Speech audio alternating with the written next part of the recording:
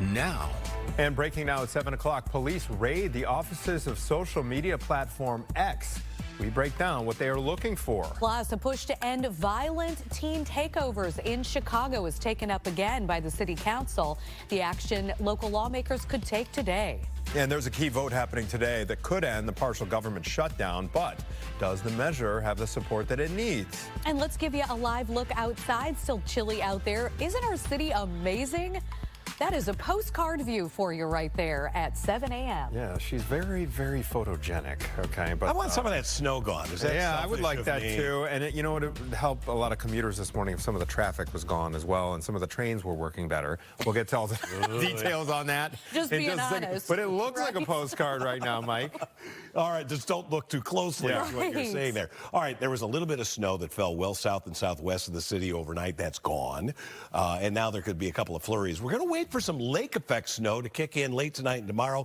Not like the lake effect that we had last week. Today, seasonably cold. I think we can hit 30 between noon and 4. We'll see a mixture of sun and cloud cover. I think we'll be 27 at noon. Could be a couple of flurries around, especially close to the lake at 4 o'clock. Not a big deal regarding snowfall. 17 at O'Hare. Skies are mostly cloudy. We have a northwest wind at 8, so the wind chill is 7. I mean, it's still cold out there, but the big warm up, we're going to save that for you for next week, and I will share the details on that one here in just a little bit. Anthony Ponce has the commute update and that Lakeshore Drive bad news. Yeah, bad news on Lakeshore Drive. There is an accident right at North Avenue on the southbound side. So we are talking about solid traffic. It's backed up all the way up to Belmont Avenue. So avoid southbound DuSable Lakeshore Drive if you can, or get off early and try to kind of ease your way into the city on the side streets there. All right, as for your other expressways, things stacking up just a bit here at 7 o'clock on the Kennedy. It's a 46-minute ride inbound to downtown from the airport, the big airport. On the Eisenhower, it's a 47-minute ride inbound from Route 390 to downtown. On the Stevenson, you're at 42 minutes inbound from I-355 to DuSable Lakeshore Drive. And on the Dan Ryan, it's 28 minutes, 95th to downtown. Also, as Natalie mentioned a few minutes ago, some problems on the trains as well. All right, listen up. If you take one of the following lines, you're going to want to check the app to make sure your train's not delayed. Milwaukee District West, Milwaukee District North, Heritage Corridor, and Union Pacific West Line. There's some delays and operational issues on all of those metro lines. Developing this morning, authorities in Kankakee County are investigating the death of a bar owner as a homicide. Gabriella Primus has that and some of the other top stories we are following for you this morning. Gabriella? Yeah, Natalie, Anthony, the Kankakee Sheriff's Office says deputies found 30-year-old Courtney Drysdale dead yesterday afternoon. Her body was inside the Line Bar in Moments, what she's the owner of. Detectives are calling this a homicide, but they have not said anything about a possible suspect or how she died. We'll keep you updated on that story. But we're also following some breaking news in Paris, where police are raiding the offices of Elon Musk's social media network, X. The investigation is linked to child porn, sexually explicit deepfakes, and the site's AI chatbot, Grok. As of now, X has not commented. Prosecutors have ordered Musk to face questioning during an April hearing. Today, House lawmakers are expected to vote on a measure to end the partial government shutdown, now in its 4th day. Last Friday, the Senate passed a 2-week funding bill for Homeland Security, but negotiations have stalled as Democrats push for immigration enforcement reforms. House Speaker Mike Johnson will need near unanimous support from Republicans in order to move forward.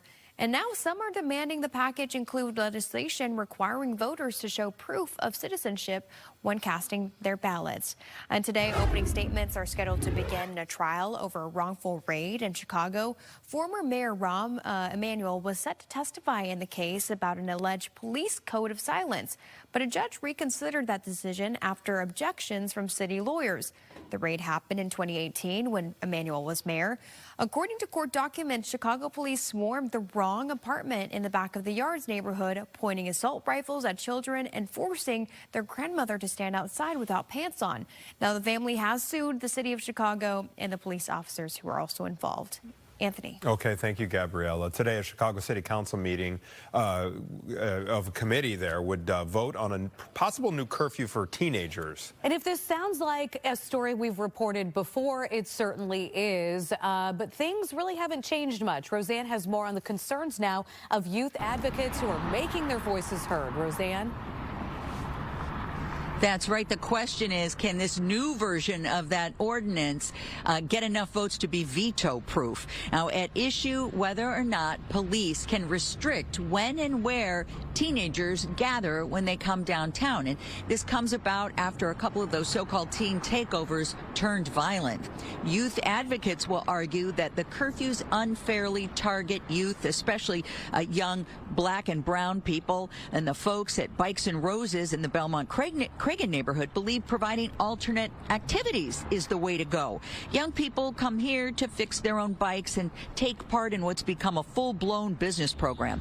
But supporters of the curfew say after incidents like the shooting at the city's Christmas tree lighting, where one teenager was killed, it is time to take some kind of action. Alderman Brian Hopkins proposed this ordinance.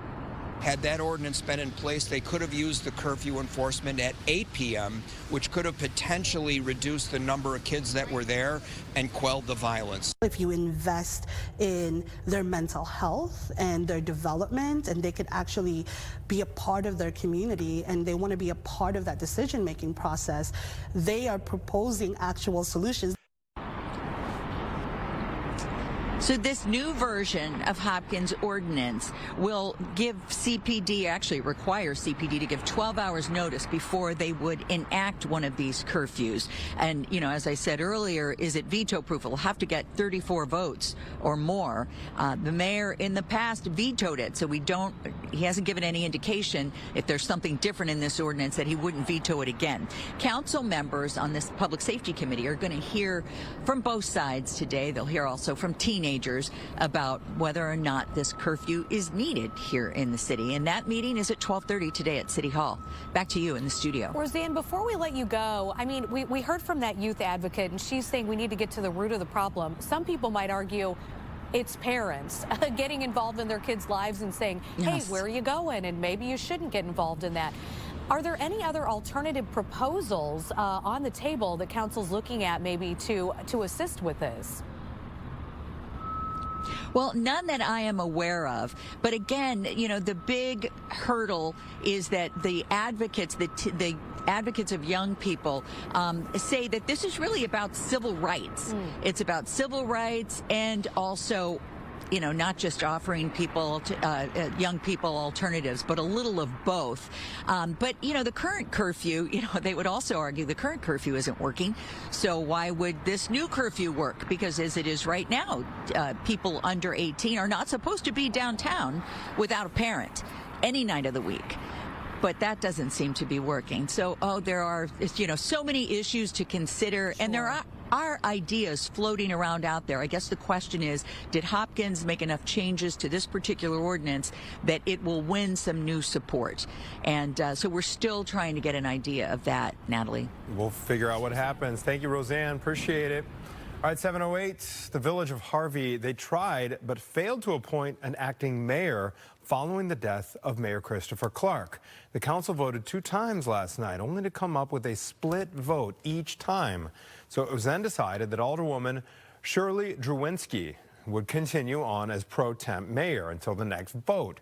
The council will vote again at the next city council meeting, and whoever is elected as mayor will serve until April of 2027. A tight-knit BMX community in Northwest Indiana is grieving the loss of a young rider there. The organization Steel Wheels BMX says 13-year-old Oliver Ball Reed died at the track this past Saturday. Oliver had been racing for years, often alongside his younger brother.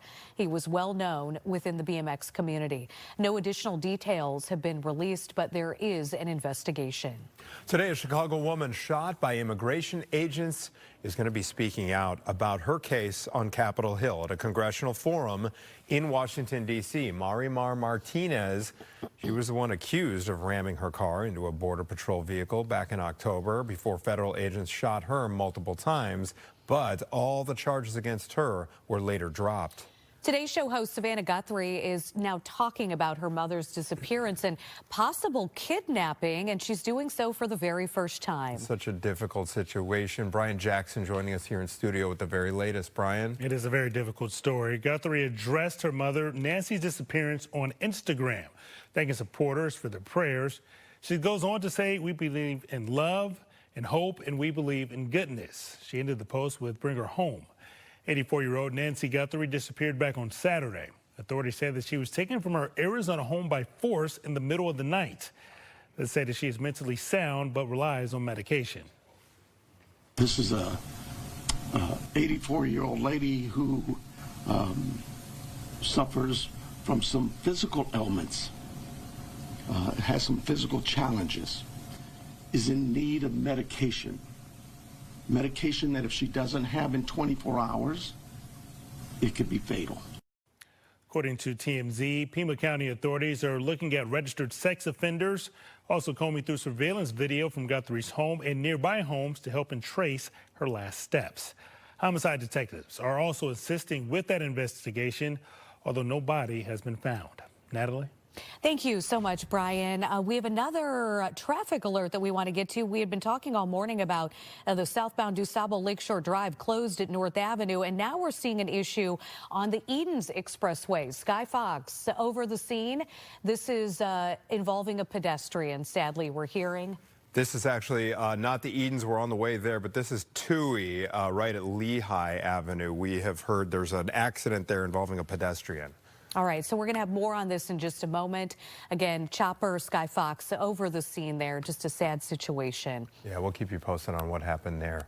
Okay, time to get another check of this weather forecast. I'm curious about why there's so many accidents this morning, Mike, because it wasn't that slick when I was coming in. I don't know whether weather is contributing to this. There has not been any snow over the immediate metro area. The snow that fell overnight was well south of I-80, and the conditions there are actually improving. So not too sure, but obviously we're getting enough evidence there. Maybe there are some slippery spots, so go extra slow, especially this morning, until we get some sunshine on those roadways. We have seen some snow, as I mentioned, overnight. There's still a couple of snow showers well southwest of the city. We're going here near Streeter, far southern LaSalle County into northwestern Livingston County. That stuff is all drifting off to the southeast. The rest of Chicagoland is dry. There could be a flurry later on. Temperatures where it stayed clear all night long. It's 12 at Woodstock, the home of Woodstock Willie, our favorite groundhog, I think. 20 at Midway, 20 at Kankakee. A little bit cloudier the farther south you are. More cloud cover in those areas, which helped hold temperatures up. Today, I think we have a reasonable chance of hitting 30 degrees if we get enough sunshine. There could be a couple of flurries around at some point today. North winds at 5 to 15. That may actually create a little bit of lake effect snow, which would get going a little bit more earnestly late tonight. City and point south, but this is not the lake effect like we saw the end of last week where multiple inches come down. I'm looking at a half inch or so tops. Partly to mostly cloudy elsewhere with a low temperature of 14 degrees. The 7-day forecast, I have no truly Arctic air. I have no big snowstorms in sight. And I'm going to focus on next week's temperatures coming up. I am looking forward to that. Mike, thank you, sir. Appreciate it. Well, Naperville has been powered by coal for years. However, some council members want to change that, and one of them is going to join us here in studio to explain why in just a few minutes. Stay with us.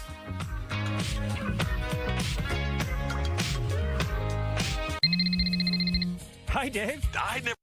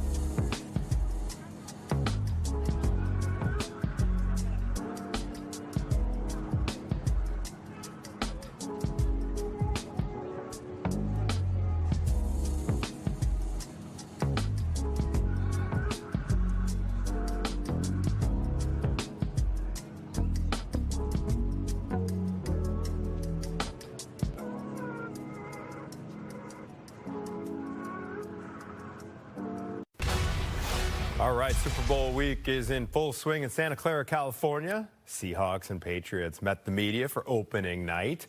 Beyond just the game, players and coaches, they're asked all sorts of strange and quirky questions, such as if you were a tree, what kind of tree would you be? Or their favorite cheeseburger joint, and even what their wrestling name would be. Patriots head coach Mike Vrabel was asked last night about the team's uniform decision. Your team leaders, I am told, chose to wear the white away jerseys. Tell me about that mentality. Well, I've always heard that white was slimming, so we went with the white ones. We have some guys that felt like the white was a little bit more slimming. But we, again, we have a great leadership council. Obviously, the captains that you just saw, and then the 7 other players that we feel like help us make decisions and that can reach the locker room. I go to them for a lot of things, and they said, let's roll with the whites. The whites, yes, and with the Super Bowl comes a big increase in the betting market. Billions of dollars are expected to be wagered on this year's game. Credit counselor, that is Michael McCullough, joined us on Chicago Live with Anita Blanton with some tips on avoiding betting traps and how to recover losses if that betting spirals out of control. You have to realize, or please realize, that gambling and sports betting should be entertainment. And we're talking to people and they're chasing their losses and they're saying it to us and to themselves, no, I was just on a cold streak, I'm going to be on a hot streak, and just use it as entertainment money. You want to drop 50 bucks, that's fine.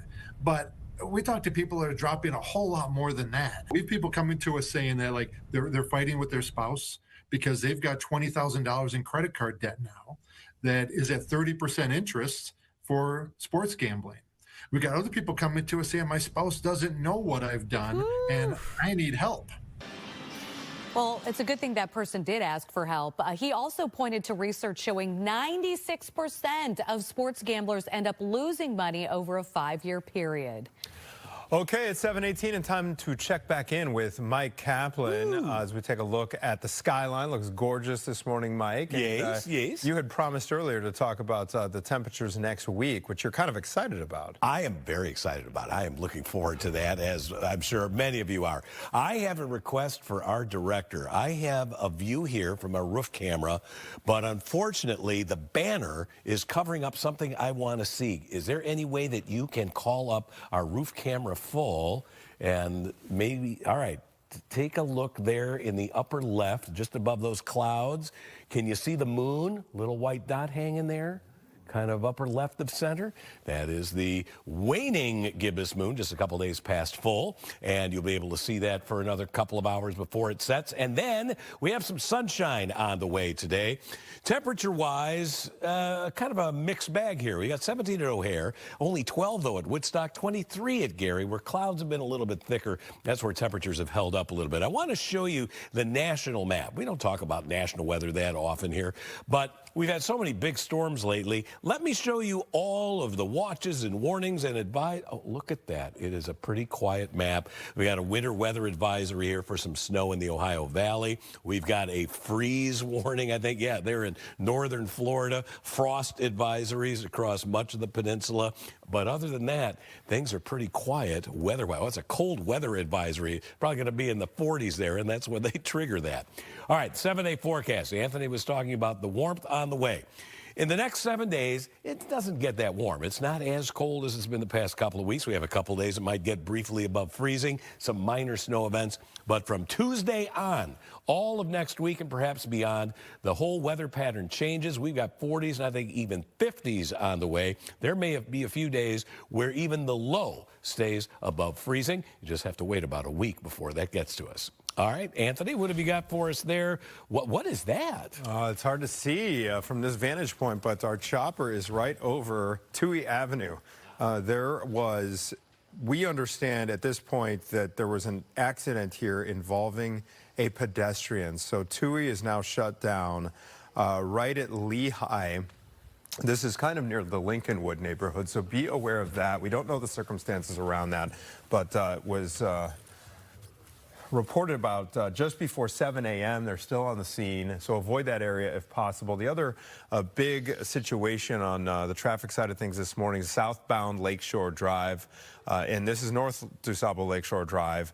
At North Avenue, there was an accident. It's causing a massive backup that stretches all the way up at last check to about Belmont. So avoid southbound Lakeshore Drive. If you had an alternative route into the city, take that as we take a look at our other drive times, which are all in the red here just as we creep up on 7:30 on your Tuesday morning. We will be right back with more Good Day after this. Fox 32 News is brought to you by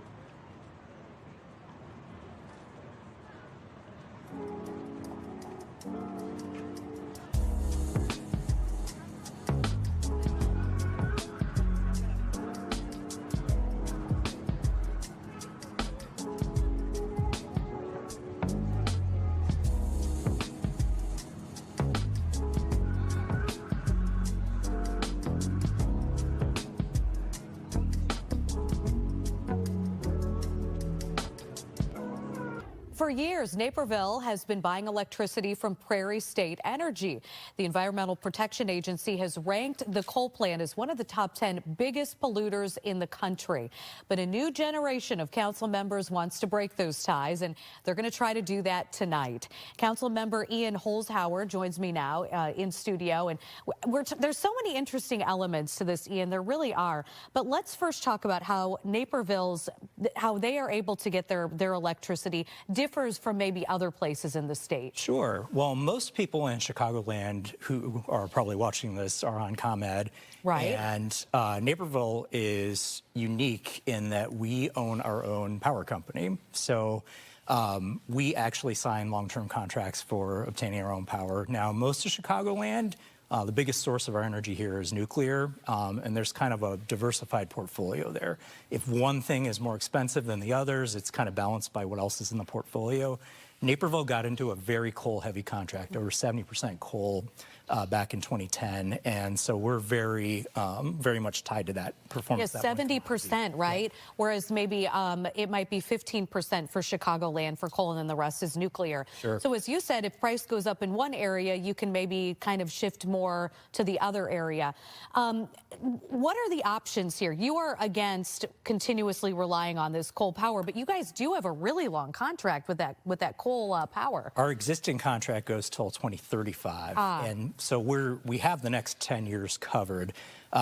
What they would like us to do is commit to 2055, I see. Which, you know, I'd be 73 in the year 2055. You don't have to give away your age, but yes, okay. Yeah, so it's more just about having options during that time as opposed to locking in so early with a non-competitive bid. What is cheaper, though, for people? Because, you know, we've been reporting here about these ungodly high electric bills, or a gas and electric for people in Northwest Indiana. It's really crazy. And so, I mean, is that part of the discussion here? Like, we want to make sure that these costs don't go to the point where people can't afford to live in our community anymore. Yeah, absolutely. And, you know, with the growth of data centers, there's so much more demand, which is just increasing prices for so many Americans. So that is absolutely, like, first and foremost. I think it's even more reason why we're really worried about, putting all bets in one basket. Like the war in Ukraine, for example, nobody saw that coming. That caused a huge spike in the price of natural gas over the last few years. So communities heavy on gas, boy, did that hit them. Now, that actually worked to our benefit because we weren't. But can we count on that being that way in 2055? You know, I don't know. You are on one side of the issue. Are there alder people, or council members, I should say, who are on the other side of the issue that want to keep this contract? And what is their argument? Absolutely. So I think the biggest arguments they would go with are it's hedging.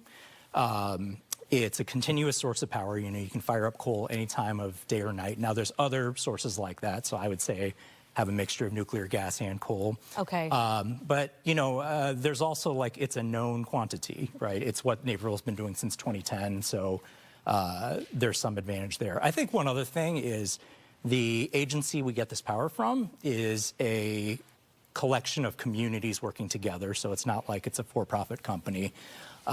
There's good union jobs downstate from this, so, you know, those are definitely some strong arguments. Right. And then very quickly, because we're completely out of time, if people want to weigh in on this, what time is the meeting tonight? 7:00 p.m., Naperville City Hall. All right, thank you so much. Let's send it back over to Mike. I want Councilman Holzhauer to see if he can loan me those sneakers to go. That's a perfect They're not your size, Mike. Yeah. All right, we have kind of a chilly day today, but we may actually hit 30 with a chance for a little bit of lake effect snow coming in late tonight and tomorrow, but not like what we had last week. The big warm up, you just have to wait about 6 to 7 days. It is not going to be denied. We'll be right back after this. Are you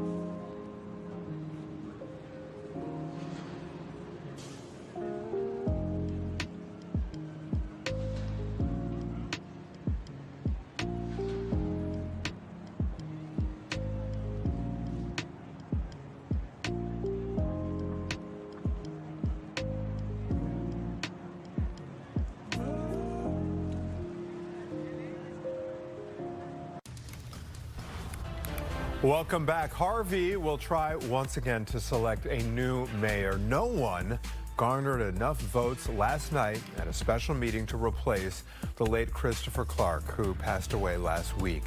The council split the vote between two members of the council, so for now, the mayor pro tempore will stay in place. Whoever is picked will serve the rest of Mayor Clark's existing term. Downers Grove will vote on whether ICE agents can use village property. They're going to vote on that tonight. Several other communities have passed similar measures where federal agents are refused access to property owned by the municipality. Downers Grove's ordinance would have police respond if someone says civil rights are being violated. Chicago Public Schools are getting some unique lessons in Black history. Chalmers Steam Elementary is running a chicken coop. It honors the work of Dr. Mary Logan Riddick, who used chicken embryos to help people understand how human fetuses develop. All right, other news. Opening statements are set to begin just a few hours from now over a botched raid in Chicago, and former Mayor Rahm Emanuel has been a big plays a role in this because he was mayor at the time of this alleged false raid. Right, and there was some testimony that he gave that calls into question how this raid shook out. Saquon is live with more on the case and its ties to the former mayor. Say. Yeah, that's exactly right. Well, this case actually goes all the way back to 2018 when Chicago police allegedly walked into the home of an innocent family and traumatized them during an aggressive raid. Now, the family, which includes Ebony Tate, her 4 children, and her mother, Cynthia Eason, has now filed a federal civil rights lawsuit looking to hold the city of Chicago and its police department accountable. According to court documents, Chicago police swarmed the wrong apartment in the back of the Yards neighborhood, pointing assault rifles at children and forcing their grandmother to stand outside without pants on. They had guns pointed at my grandson's face. One gun was pointed at my oldest grandson's temple. Well, the family wanted then Mayor Rahm Emanuel to testify after the former mayor publicly acknowledged a code of silence within the police department during a speech he made back in 2015. Now, in that speech, he described the code of silence as a tendency to ignore, deny, or in some cases cover up the bad actions of a colleague. Now, initially, a federal judge did call the former mayor to the stand, but then reversed course just 2 days later, basically freeing him from testifying. We have reached out to lawyers for the city of Chicago and asked why that decision was reversed. We have not yet heard back. At this point, we know a jury has been selected for this trial. Opening statements are set to begin at 9 o'clock this morning. Guys? Okay, thank you very much, Say. Appreciate that update. It's 7:33. All of a sudden, it looks like Iran might be ready to make a deal with the U.S. Gabriella is here now with more on that international news story. Natalie, Anthony, let's talk about it. Well, the U.S. does not have official relations with Iran and haven't since 1979 hostage crisis. There are back channels for the two to communicate. So Iran's supreme leader has told the foreign minister to start talking with American diplomats. President Trump has been threatening to use the military against Iran. He had said if Iran killed peaceful protesters, the U.S. would come to save them. He's also said Iran needs to talk about its nuclear program or there would be consequences. Iran is thought to have enough enriched uranium to make 10 nuclear weapons. Right now we're talking to them, we're talking to Iran, and if we can work something out, that'd be great. And if we can't, probably bad things would happen. Talks are set for Friday in Turkey. President Trump also says the White House is going to sue Harvard for $1 billion. Last night, the New York Times had reported the White House dropped a $200 million demand from Harvard over claims of anti-Semitism. But shortly after that was posted, the president went on Truth Social and said Harvard was giving them the Times nonsense and he would still pursue damages. We will see if the House can pass a bill to reopen the government. There's been a partial shutdown since Friday, as we know. The president says the House needs to pass the bill he worked out with the Senate and with Democrats. The bill would fund Homeland Security for another week and a half while talks continue over ICE. House Speaker Mike Johnson has been trying to convince Republican holdouts to vote for the bill. The GOP cannot afford more than one defection if the bill is to pass. Natalie and Anthony. Thank you, Gabriella. The Health and Human Services Department says mental health is a bipartisan issue, and it's time to do something together. Brian is here with more on a new plan. Brian? The HHS Secretary Robert F. Kennedy Jr. says this new look panel will look into fixing the underlying problems with mental health treatment. He says that there needs to be financial incentives to help people battling addiction in order to help them stay sober. He was joined by a panel of healthcare leaders and lawmakers to find a solution to a national problem. To coordinate response so that somebody is in charge of that addict. Somebody is accountable as he moves through the system. And to move to outcome-based services where people have an incentive to make sure you don't relapse, that there's a strong economic incentive. You get paid one price for treating that individual, and you follow that individual for 3 years, and you're responsible for all the costs. And that will bring down the cost. Last month, President Trump signed an executive order aimed at coordinating the federal government's response to fighting drug addiction and abuse. Time now 7:36 this morning. Checking back in with Mike Kaplan. Mike, can't really tell from this angle, but some of our cameras we've been showing this morning, looks like there's a little less snow each day. just tiny bits. Wait until next week. We're going to take some big bites out of that snowpack, Brian. Good morning, everybody. We do have a little bit of high cloud cover out there. A snow system produced some sticking snow well south of I-80 for the most part overnight. That has largely ended. Just a couple of flurries. About a 10-degree spread in temperatures across the area, from the home of Woodstock Willie, where it is currently 12, to Chicago Heights, where it's 22 degrees. At Midway, it's 20. Likewise at Valparaiso. Temperature's pretty close to normal for the 3rd of February. There's no real Arctic air in play in this entire forecast, but there are some chillier days. We have some lake effect snow potential. Might even be a couple of flurries as early as this afternoon into the evening hours, but the main lake effect show, and it is not going to be a big deal, gets going overnight into tomorrow morning. And notice how it does point toward the city, and then it will start to arc back into northwest Indiana before falling apart some point, probably tomorrow early afternoon. This is not a big lake effect snowstorm for us, maybe a coating to a ½ inch in a few spots. I'm favoring city and point south for that. The rest of Wednesday, a mixture of clouds and sun. On Thursday, going to watch to see what little system may slide through here late morning, early afternoon with some light snow. That is also not a big troublemaker, and there could be some additional chances for snow Thursday night into Friday and again on Sunday. But once again, there's no big snowstorm in sight, and a week from today, I think we start a run of 40+.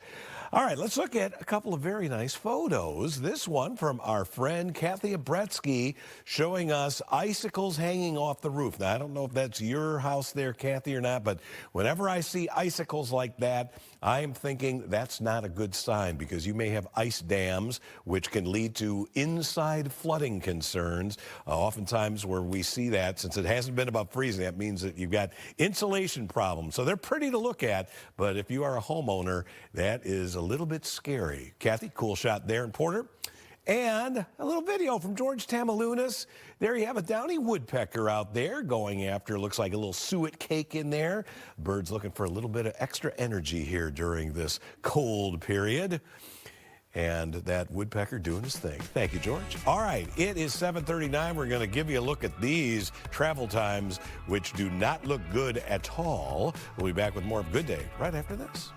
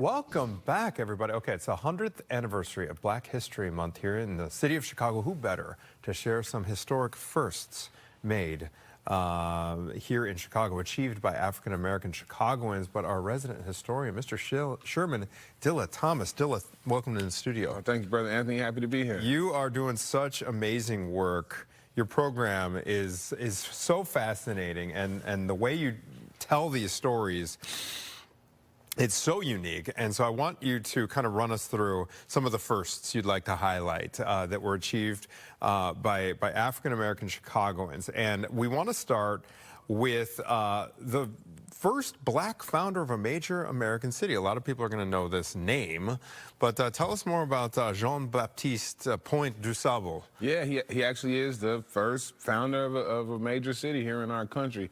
Brother Jean-Baptiste Point du Sable is from Haiti. He gets to Chicago via New Orleans. When he's here, he marries a lady by the name of Kitty Hawa. She was a Potawatomi woman. And he started Chicago's first business. He was a fur trader. He was well known. He was probably the most wealthiest person in the Midwest, black or white. And so all us Chicagoans should be pretty proud of him. And so that was the big thing that got Chicago kind of launched as a business hub, was the fur trade? Yes, absolutely. Its proximity to both Lake Michigan and the Chicago River, which connects us to the Mississippi River, allowed us to trade everywhere. Okay, so it was him that started it all. Now, you mentioned also you wanted to tell a story about the Harlem Globetrotters. Now, when I think Harlem, I think New York City. Right. Okay, so break this down for us. And that was sort of intentional. So the Harlem Globetrotters started off as the Savoy Big Five. They're 5 graduates from Wendell Phillips High School. They started playing at the Savoy Ballroom, also the Giles Armory. And anyway, they were playing one day at the Savoy Ballroom, and this North Sider by the name of Abe Saperstein saw them. They used to challenge the audience, right? They would say, we could beat anybody in the audience with 5 passes and 5 dribbles only. This is all the way back in 1926.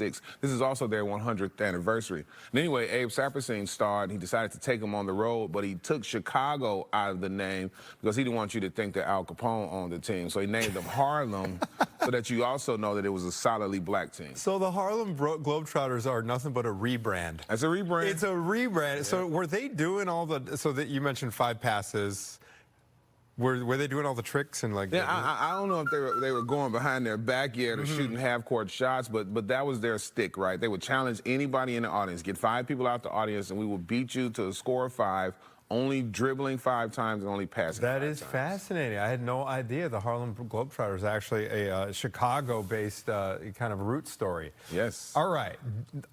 You also tell us all D9 chapters have origins in Chicago. We're talking about the Divine Nine here. Absolutely. For those unfamiliar with the Divine Nine, tell us what they are and about their Chicago roots. Shout out you, man. I know who you was hanging out with in college, so shout out you, Brother Anthony. But so yeah, we refer to the Divine Nine, right? It's 9 historically black fraternities and sororities. I'm a member of one. And they mostly start in HBCUs, a few start in Indiana, but every one of them have very early chapters here in Chicago because Chicago was maybe one of the only American cities where after you graduated from Howard, you actually come find real employment. Many of them came to study at the University of Chicago. And in fact, Alpha Kappa Alpha's headquarters is on Stony Island right now.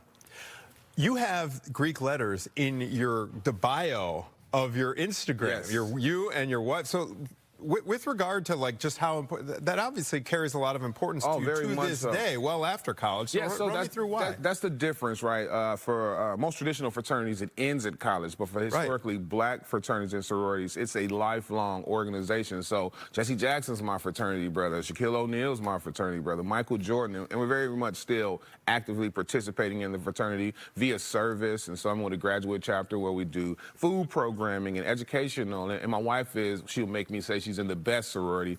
She's a member of Delta Sigma Theta, and she's very active as well. Okay, that's fascinating. That's so cool that it's like just not for college days alone. It's a lifelong thing. Lifelong. Okay. While we have you here, I also want to ask you about another Chicago African-American first, and we're talking about Michelle Clark, the first black lady on-air personality. Who is Michelle Clark? Well, there's a high school name for Michelle Clark in the Austin neighborhood, right off of Laramie, that many people may know. But Michelle Clark, she grew up in, well, she would have grew up in Cicero, but her family was bombed out because they were black trying to move into Cicero in the 1950s. And the way that the media reported it, it almost made it seem like it was the family's fault for daring to move into Cicero. And so she took that and decided that she was going to change the narrative, and she becomes one of the first African-American on-air personalities. And actually, tragically, she died in that 1972 Midway plane crash that also killed Congressman George Collins. And I hear she was getting ready to break Watergate, but the plane crashed. Fascinating background here. Before we let you go, we got one more person that we want to hear about, and that is the first black man to appear on the cover of Forbes magazine. Was it Chicago? And who was this? Oh, that's John H. Johnson. That's my main man. We're not too far from the building he helps erect. He's the first black man to build a high-rise in downtown Chicago, the Johnson and Ebony and Jet building. Oh, amazing. Jet. Yeah, okay. So he gives us Ebony and Jet magazine helps start the civil rights movement because they published the photos of Emmett Till. But, you know, he gives us Fashion Fair and so many other things, man. John H. Johnson was an absolute monster of a person. Where was the building again? It's still down there now, off Polk in Michigan. They turned it into condos, but the sign is still there. Right, up on top. Yep. Hey, for folks who haven't checked out your show yet, Saturday nights, where do we? You got to come right here. I'm surprised I don't got ID to get in the building, but Fox 32 on Sundays at 9 p.m., Saturdays at midnight. I know you think you know Chicago. You don't know Chicago. If I ask you right now, what's the name of the street you live on and who it's named for, you ain't gonna know. But if you watch the show here on this network, you're going to learn Chicago. It is so good. Watch it one time. I guarantee you will be hooked. Sherman Dilla Thomas. So good to see you. Thank you. Yeah. All right. Here is a quick look here at 7:48 on your Tuesday morning at what we have coming up on Good Day Chicago during our 8 and 9 o'clock hours. So keep it right here.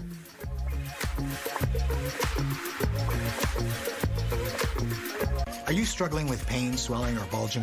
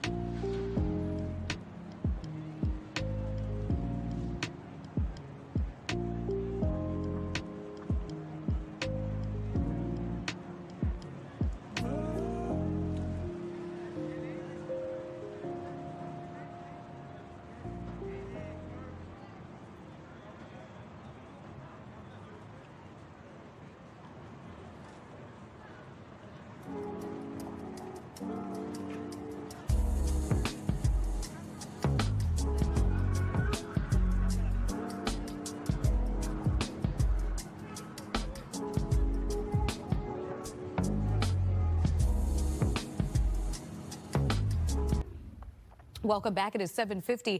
Once again, the country will have to wait for a report on labor statistics. Gabriella is here with that story and other stories we're following for you on a Tuesday morning. Gabriella? Yeah, well, the Department of Labor says it will delay the January jobs report. It's a casualty of the partial government shutdown. There's no one working in the Labor Department right now, so no one is there to release all these numbers. So federal workers have been furloughed, as we know, twice in the last 5 months because of the shutdowns. When the government fully reopens, the report will be released. If you can't get those coats on those kids, well, you can blame science. New research says kids have more of a type of fat that produces body heat than adults do. So maybe they don't feel the cold, or maybe they just don't want to look like a dork. Why don't they want to wear a coat? I don't know. They're you. This is you. I wish I had some of their you. Am I hearing you right? It's not cool to wear a jacket? Kinda. All right, I'm uncool. My son just called me and he said, I'm gonna walk home, and he doesn't have his jacket on. Why won't they wear a jacket? I have no idea. I mean, they're just, I think, like warm naturally, warmer than us maybe. He doesn't get cold. Yeah, researchers also say boys are more against wearing warm clothes than girls. Anthony, you just said it. This sounds a little familiar with Exactly. I can't. He's worn shorts through the big cold snap, shorts every day. And I am. You know, Anthony, you are the confused. parent. You are the parent. It's true. He will put tights on under the shorts and then roll up the tights. So like One day, Baby A is also going to be, curious about wearing shorts in cold weather, too. Oh, man. Yeah, I guess so. It's a head scratcher. It is. Kids are tough, Mike. Kids are tough. Should write a book entitled that. I think that's a good call there. Hey, look at that. Isn't that a pretty view of our city? It really there? is. We're kind of on the edge of some high cloudiness there. You see the ice over the lake. It is another cold morning. Lots of teens out there. But that sunshine today is going to feel pretty nice, especially this afternoon. I think we can be flirting with the 30-degree mark later on, which will be nice. Good recovery.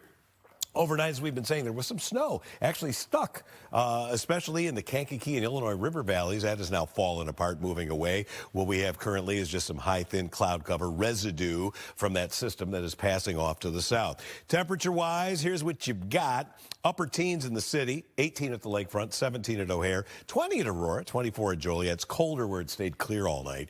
13 at Woodstock, 15 at Waukegan. Northwest Indiana, 20 at Valparaiso. And in Merrillville, it is 22 degrees. I'm going to roll the dice and go for a 30 today. Caitlin, what are you going to go for? So you got burned yesterday. All right, well, we'll see. It's going to be close to 30, upper 20s to around 30. We're splitting hairs. Partly to mostly cloudy skies, a couple of flurries, especially close to the lake. 7-day forecast. There's no big warm-up on this 7-day forecast. If we had an 8-day forecast, you'd see some bigger numbers starting next Tuesday. But this is a lot better than where it has been. Few chances for some light snow. The lake effect late tonight and tomorrow morning. That's not a big deal. Could be some snow showers Thursday and into Friday morning, and again on Sunday. But at least temperatures, instead of single digits and teens, we're talking about upper 20s and 30s. It's going to feel pretty good. Natalie, back to you. Fantastic. Thank you, Mike. This is why police tell you to take it easy on those slick roads. Take a close look here. A Nebraska state trooper almost got killed because a car lost control on the icy highway and went flying at him. The trooper was already trying to help two drivers who had slid off the interstate. All right, when's the last time you used a can of frozen OJ concentrate? Oh, that brings back memories. It does, for sure. I feel like my mom used to make popsicles out of that. They were good. All right, because whenever it was probably the last. Minute Maid's parent company, Coca-Cola, says the frozen stuff is being squeezed out. People love their juice, but apparently not the frozen kind in a can. So once the current inventory of this stuff runs out, that is it. Frozen OJ has been around since the 1940s, exploded into popularity in the 50s and 60s. And yeah, we haven't had one of those frozen cans of concentrate in so long. Key ingredient though in punch. Punch for you sure. You often see like that can-shaped ice cube floating around until it melts. Yes. Tasty. Okay, other news, the founder and lead singer of Three Dog Night has passed away. Chuck Negron had been ill with COPD and heart failure the last few months. He and Danny Hutton and Corey Wells formed Three Dog Night back in 1967. Mike Kaplan, I know, will know all their hits. Like every single lyric of them. One is The Loneliest Number. That probably rings a bell for a lot of folks. Jeremiah was a bullfrog as well. Yvonne was 83 years old. Pretty sad. But that mustache. Oh, that will live on. Yes, legendary. Plenty more Good Day Chicago ahead. Keep it right here.